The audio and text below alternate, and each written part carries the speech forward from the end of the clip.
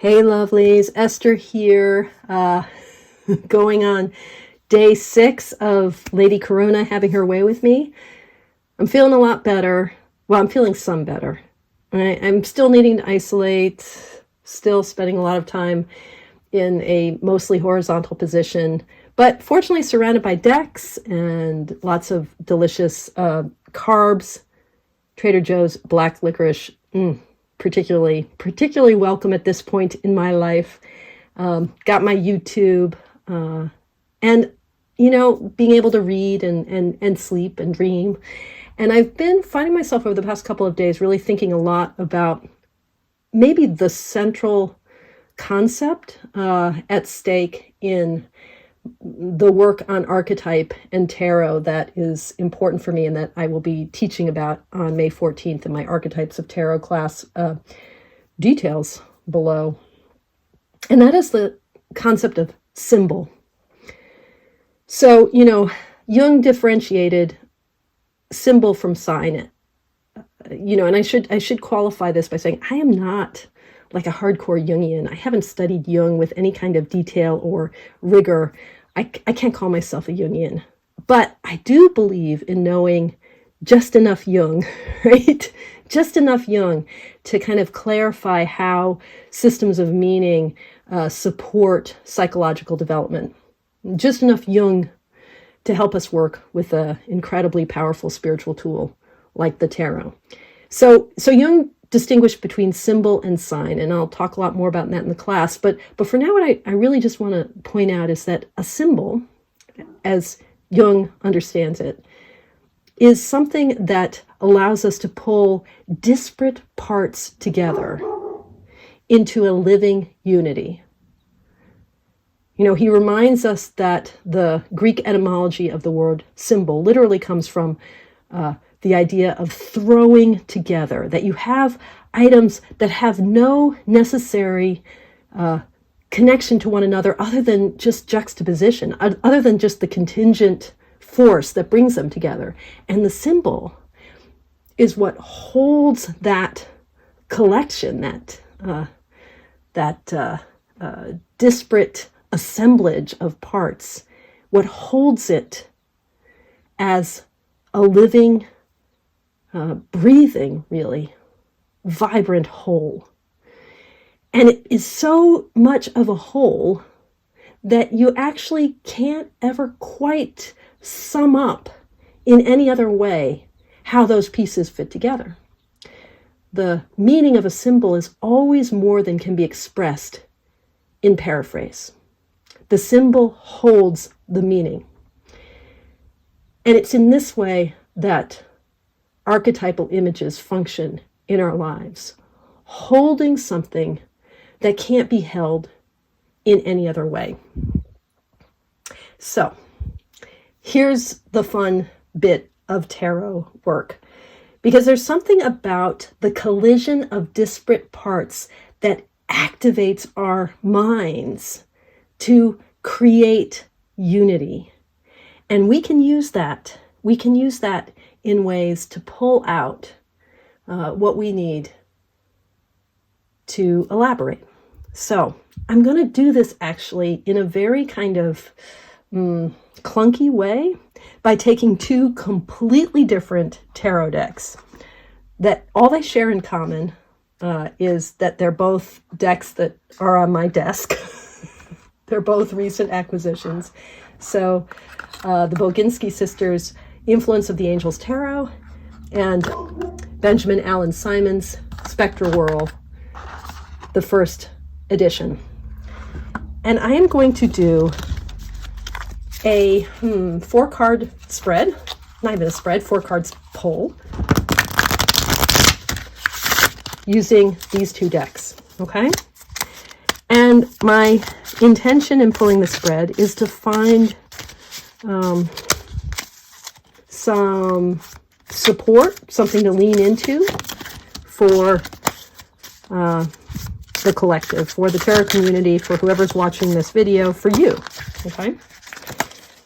And I won't even say what everybody says, which is take what resonates and leave the rest. I'm going to say, take this. See how it resonates. Find the resonance. Because in finding the resonance and seeking the harmony, right? In seeking the harmony, you're actually doing the work of symbol. So this deck, Influence of Angels, this deck, the Spectrowhirl, really different.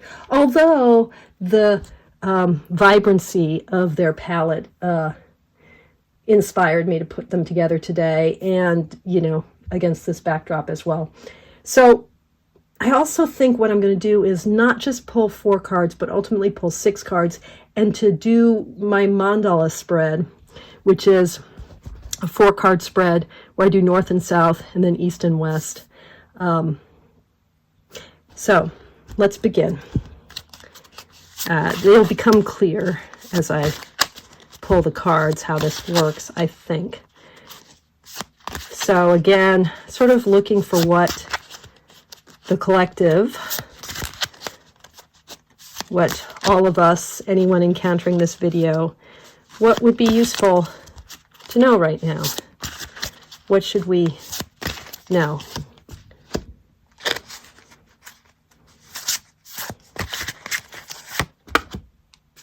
Oof. All right, that's interesting. Okay, so 2 10s. You know, in the north and south position, what I often think, how do I want to do this? I'm just gonna put these side by side for now, so we can see them more easily. So the north and south positions, right? These 2 positions. I often think about the mandala spread as being kind of a description of our world, your world, whoever I'm reading for, which is us right now. And north and south is like the axis of that world, how the world, just how it normally spins, like what is the prevailing kind of impulse, the prevailing set of mind, the prevailing spirit.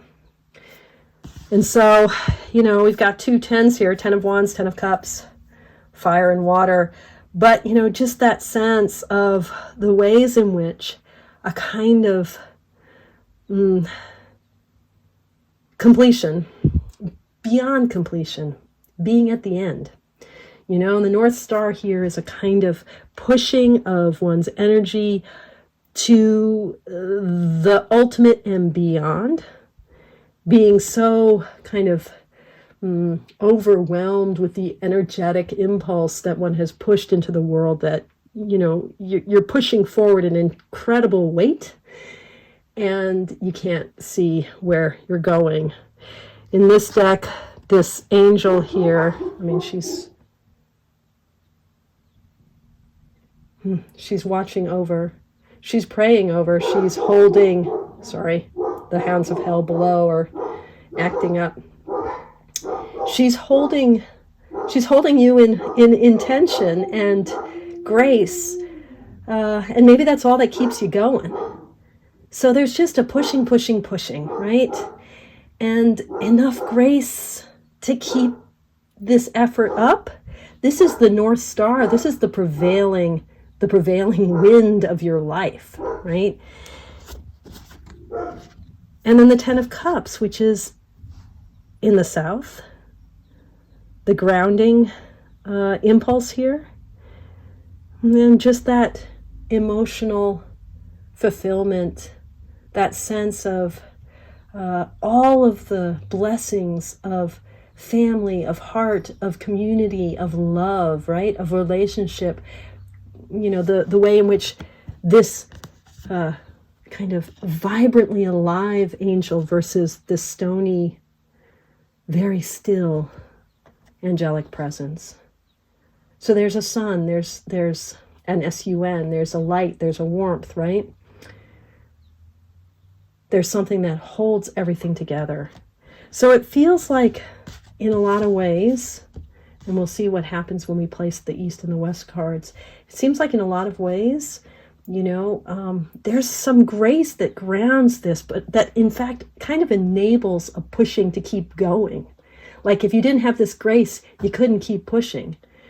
But the pushing, I mean, how sustainable is it?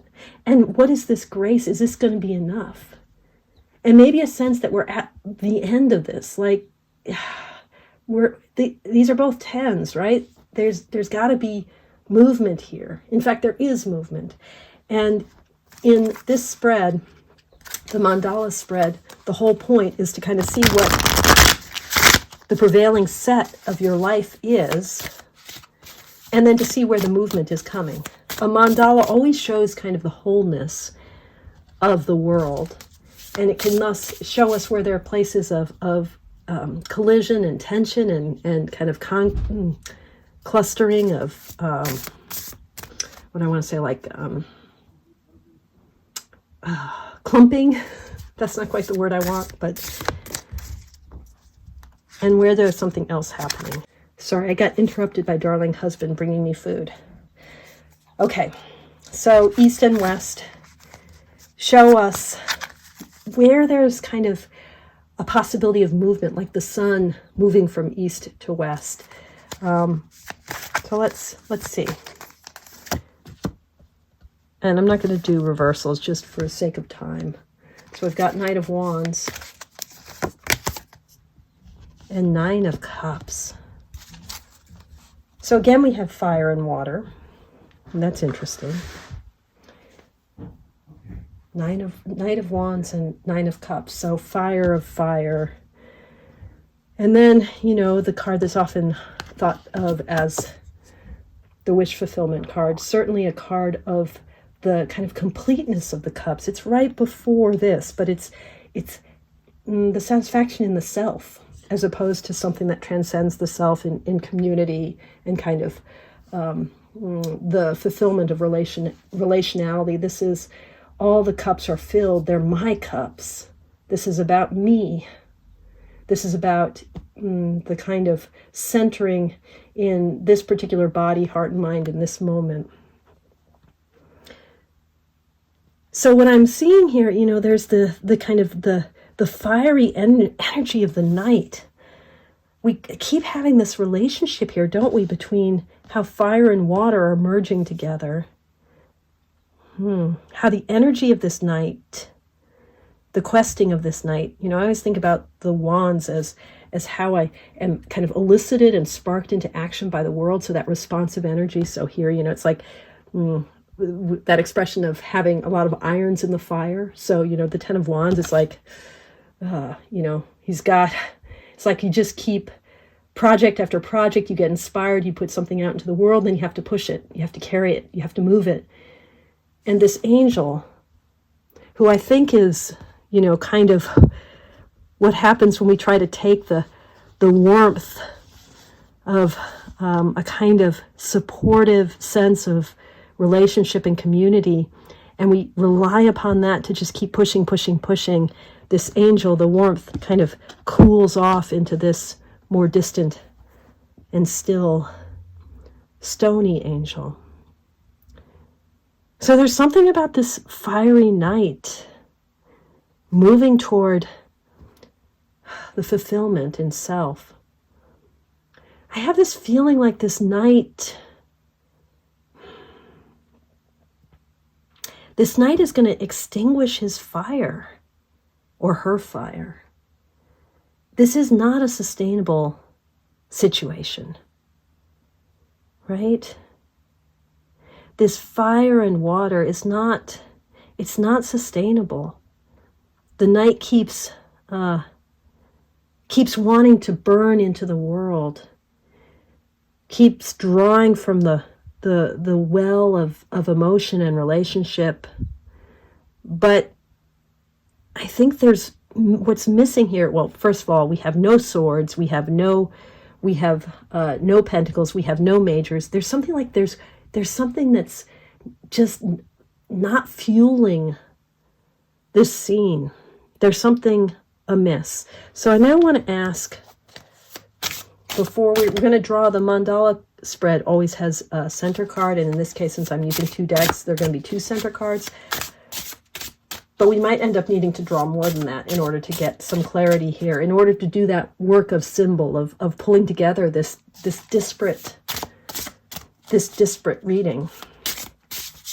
And I found myself wanting to ask, like, what's missing? What am I missing here? What is not clear? There feels like there's this unsustainable relationship between fire and water, between kind of the soulful qualities of the cups, which is, the land of imagination and relationship, emotionality, spiritual pursuit, the world of symbol and image, actually. But it seems like that, and what's happening with energetic pursuit with the Knight of Wands and the Ten of Wands, it's like something's out of sync, and I'm trying to understand what. Oh my goodness. Eight of Wands. Yeah, I mean, a sense of, I got a bunch of eights in a reading yesterday, right? Yeah, so Eight of Wands is just like this haste and time and pushing, which, given that I'm doing a YouTube video while I'm grappling with COVID, right? I mean, I'm pushing. I'm tempted to think that there's something here about how productivity is the driver in this. So, like a question, how do we slow down? And I got this card the other day in this deck, the Hierophant. Revealer of the sacred. So letting the truth unfold, slowing things down. I think this is a reading about slowing down, about the ways in which the fire, which has a lot to do with how the imagination binds us together as humans in community, as a tarot tribe, how the language of image holds our hearts, how a tool like the tarot provides us a kind of support for spiritual work. But that mingled with the kind of fieriness of creative endeavor can just burn out.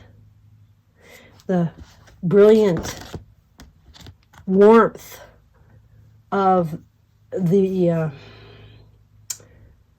archetypal voices, the forces beyond ego, the force of the self with a capital L, S, the big self, that can lose its heat in the very haste and productivity and energetic pursuit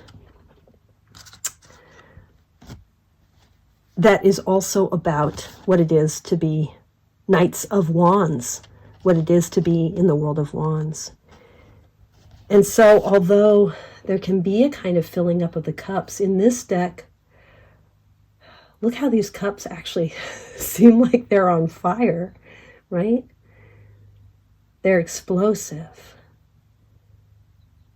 And there might not be anything to drink here. This might not be so nourishing. And so that's what, we've got 9 and 10, right? We're at the end of the sequence of suits. There's something needs to be born. And allowing ourselves to rest in the sacred, to lean into the teachings, allowing ourselves to meet the sacred without turning it in to a project, turning it into a task, maybe without turning it into a YouTube video, methinks. Isn't that interesting? So this is kind of the work of sacred collision of the symbol which is supported by the force of archetype in our unconscious, and the way in which image, picture, idea, word holds together things that are otherwise disparate and separate. Okay. Wow. Well, I hope this was interesting. At least it was colorful, and it allowed me to play with two of my newest decks and to spend some time with you and to get out of my bed, to bring some fire back in the midst of my COVID. As always, thank you so much for your practice, and thank you for watching. Take good care. Toodles.